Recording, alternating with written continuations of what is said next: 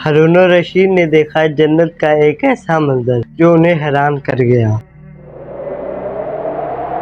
لیکن کیا وہ اس جنتی محل میں داخل ہو سکے؟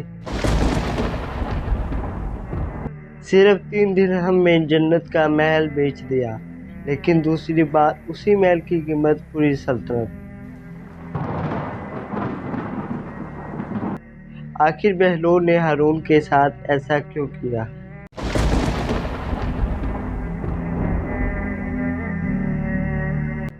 السلام علیکم دوستو، آج کی کہانی ایک ایسے شخص کے بارے میں ہے جسے آپ نے سنا ہوگا، بہلول دانا۔ یہ کہانی ہے ان کی دانش مندی اور ان کی زندگی کے کچھ ایسے واقعات جو ہمیں آج بھی بہت کچھ سکھاتے ہیں۔ بہلول کا نام تو آپ نے سنا ہوگا، جنہیں بہلول دانا بھی کہا جاتا ہے۔ آپ 5ویں عباسی خلیفہ ہارون الرشید کے دور میں ایک فلسفی، ولی کامل اور درویش کے طور پر مشہور تھے۔ ان کا کوئی گھر یا ٹھکانہ نہیں تھا، وہ شہر میں ننگے پاؤں گھومتے رہتے تھے۔ بہلول کا اصل نام وہب بن عمرو تھا۔ وہ عرب قبیلے بنو عمان سے تعلق رکھتے تھے۔ ان کے والد چھٹے امام جعفر الصادق کے شاگرد تھے، لیکن کچھ وقت 7ویں امام موسیٰ کاظم کی صحبت میں بھی گزارا۔ جب خلیفہ ہارون الرشید نے امام موسیٰ کاظم کو قید کیا تو بہلول دانا اور کچھ دوسرے لوگوں نے امام سے قید خانے میں ملاقات کی اور ہدایت مانگی۔ امام نے صرف ایک لفظ جیم لکھ کر اپنے عقیدت مندوں کے حوالے کر دیا۔ ہر شخص نے جیم کو اپنے اپنے انداز میں لیا۔ کچھ نے اسے جلا وطن سمجھا، کچھ نے اسے پہاڑوں میں روح پوشی لیا، لیکن بہلول دانا نے اسے جنون یعنی مجنونیت میں تبدیل کر دیا۔ انہوں نے اپنی شاہانہ زندگی ترک کی، پھٹے پرانے کپڑے پہن کر گلیوں میں نکل آئے۔ خلیفہ ہارون الرشید سے ان کی ملاقات 188 ہجری میں ہوئی، جب خلیفہ سفر حج پر تھا۔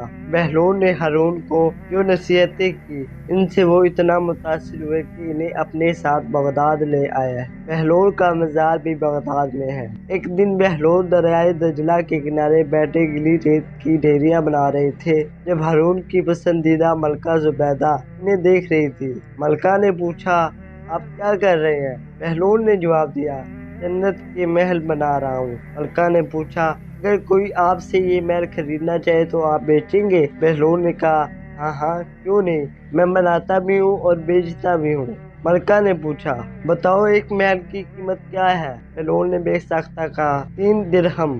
ملکہ نے 3 درہم اسی وقت ادا کر دیے۔ یہ واقعہ ملکہ نے اپنے شوہر خلیفہ ہارون الرشید کو بتایا، جسے خلیفہ نے مذاق میں ٹال دیا۔ لیکن رات کو ہارون نے جنت کے مناظر دیکھے، جن میں آبشاروں اور مرغزاروں کے علاوہ خوبصورت محلات بھی شامل تھے۔ تو ہارون الرشید اندر جنت میں داخل ہو گیا۔ جب اس نے دیکھا کہ ایک محل کے اوپر اس کی ملکہ زبیدہ کا نام لکھا ہوا ہے تو اس نے اندر جانے کی کوشش کی، لیکن راستے میں فرشتوں نے روک لیا۔ فرشتوں نے بولا، تم کہاں جا رہے ہو؟ انہوں نے کہا، یہ میری ملکہ کا محل ہے، میں اس میں داخل ہو رہا ہوں۔ فرشتوں نے کہا، لیکن جس کا نام اس محل پر لکھا ہے اس کے علاوہ کوئی اور داخل نہیں ہو سکتا۔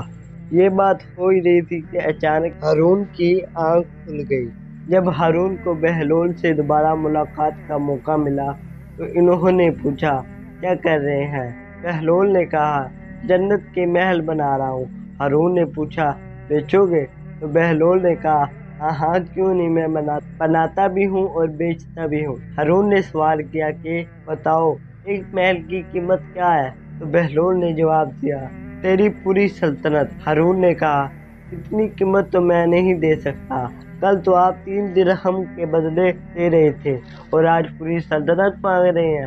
بہلول دانا نے کہا، خلیفہ کل بن دیکھے معاملہ تھا اور آج تم محل دیکھ کر آئے ہو۔ جب ہارون نے یہ سنا تو مایوسی سے گھٹنوں کے بل بہلول دانا کے سامنے بیٹھ گیا اور کہنے لگا، حضرت آپ مجھ سے میری ساری سلطنت لے لیں، لیکن مجھے ایک محل دے دیں۔ جب بہلول دانا نے خلیفہ کی عاجزی دیکھی تو کہا، میں تمہاری ساری سلطنت کا کیا کروں گا؟ اس دنیا کی محبت تو بہت سے گناہوں کی جڑ ہے۔ جاؤ اپنی سلطنت اپنے پاس رکھو، میں اس محل کو بھی تمہارے لیے 3 درہم میں فروخت کرتا ہوں۔ तो दोस्तों ये था आज का खूबसूरत वाकया। दोस्तों मैं आपसे एक सवाल पूछूंगा जिसका जवाब आप मुझे कमेंट में दें। आप इस कहानी से क्या सबक हासिल करते हैं? आपको लगता है कि दुनिया की असल खुशी क्या है? तो मिलते हैं नेक्स्ट वीडियो में। तब तक के लिए अल्लाह हाफिज़।